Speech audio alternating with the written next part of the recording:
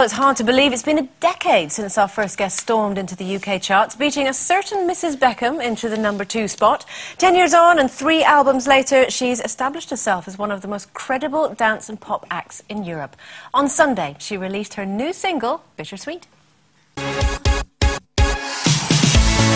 know I shouldn't know, but something makes me crave the heat. Your love is bittersweet.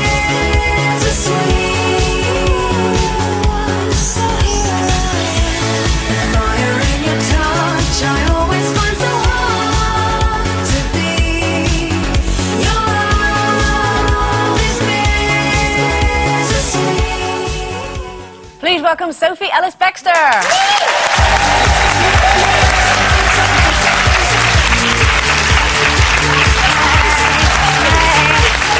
Hello, ladies. Hello.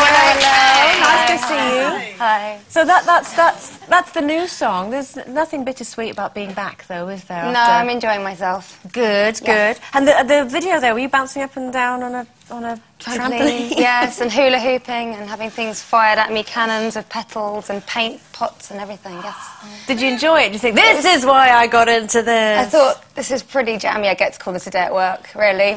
Trampolining and hula hooping. It's not bad. Saying that's a great video, isn't it? Thank you. I really enjoyed making it. It was seriously the least like work I've done for any of the videos. Really? It was just fun. And you've written that, you've collaborated on this one, have you? Yeah, there's some guys called the Freemasons, fantastic dance DJs who live down in Brighton, who I work with for this song and a song I did last year called Heartbreak. It's a real catchy tune, yeah, that, it's isn't a it? great Good hook. tune. It's very, if I might say, slightly 80s, because there is a resurgence, isn't there, now, of the 80s Definitely. music? And is that, do you find that, I mean, is that the dance music that's coming through now?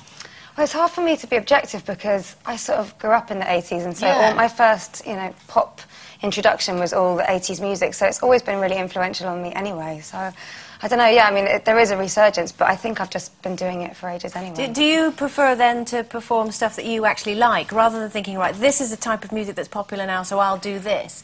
Is it, you just think, this is what I like, this is what I enjoy performing, so this is what you're going to get? Yeah, I don't think I'm very good. Some artists are really brilliant at sort of predicting what tide is going to come next, and I've never really been that kind of person. I just sort of know what I like and stick with it, I think. Do you ever feel under any pressure to sort of reinvent yourself? Because, if you think of someone like Madonna, she's gone through all the different types of music genres. Do you feel under any pressure at all? When I first started, I thought that looked like fun, so I used to change my hair colour and change, like, different eyeshadow look for each single, and then I found it really tiring, and I thought, actually, I really like just having brown hair, and I think I know my own style, really. Yeah.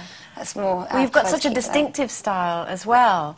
I mean, it seems silly to try and change it. Well, I looked really bad with blonde hair as well. That was a bit of a deterrent. There's a lot of major characters, ladies now, isn't there? And you're particularly one of them. But we seem to have an influx of big characters in the pop now. Not pop, it's not called pop, is it? That's an old-fashioned I don't know, I say pop. Do you? Okay, Yeah. like... Hit Parade? No. all of them. There's a lot of them, isn't there? I think there always have been. Yeah. I think there's always been a lot of really brilliant female artists. I mean, when I was younger, it's people like, I don't know, Kate Bush and Annie Lennox. But, there's, in the last decade, everyone from Amy Winehouse, Lily Allen, Duffy, through to people now like Florence and the Machine and LaRue. And, I think we've actually always been pretty good in this country at having really strong females. You've had quite a long career now, haven't you? Yeah, in when you pop? introduced me saying a decade, I think, oh, yes, that sounds pretty senior. If you could put that down to anything, what would it be? I think knowing when to go away sometimes has been good. I take a really long time to make records, like 2 or 3 years, so I think I don't have time to get sick of what I do, and other people don't have time to get sick of me. But also, you've managed to squeeze in having a couple of babies as well. Yeah. 2 little boys. Yeah. How old are they now? I have a 6-year-old and a 1-year-old. And how do you combine Yeah, the two? exactly. We're all working mummies, Yeah. apart from obviously Jane. It's difficult. How do you do it? I'm up at 5:30 anyway, so no, I'm really not. That was a joke. I would love a lion, but you don't really need sleep, do you? It's really overrated. I really don't like sleep. yourself. Yeah, exactly. Actually, I don't really know how I fit it in. It's quite chaotic, and every week it's a different shape. But you just kind of, it's all we know. It's all we know. Yeah. Do you like small talk at all? Do you have time for that? What you mean with my children? Just generally in Chit life. chat. Very, very small talk. Because we were chatting about it earlier, you know, talking to people in the street and hairdressers or... I think it's how we communicate. I think we like to try and find common ground as quickly as possible, even in those little interactions. I think I'd really miss it if it wasn't there. Well, I'm getting hooks going. We were just talking as well about songs that you can't get out your head. Yeah, you got any of those? That you... Yeah, all the time. But at the moment, actually, this is probably a bit obscure, but I just bought again on vinyl something that I had when I was really little.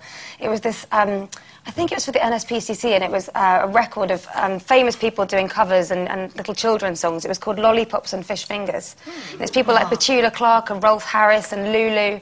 And I've dug it out and I've been playing it to my sons, but it's a bit embarrassing when you're out in the shops and you find yourself singing things like, I don't know... It's got Swinging on a Star on it and all the Yeah, really but- old sort of 60s It's that kind of Danny stuff Kaye and- type of songs. Yeah, all of that kind of stuff, and there's strange songs about toes going missing down plug holes and feeding the chickens with your mum. It's quite odd and not something you want to be singing out loud when you're out and about. So we're going to hear any of this on the new album? I really hope not. It's gone really badly wrong if that's on there. And so when's it coming out? When's Bittersweet coming out? Bittersweet's out this week, and then I'll do another single in July and then the album in August. So that's my Brilliant. summer. Well, we wish you lots of luck with it, Sophie Ellis-Bextor. Thank you.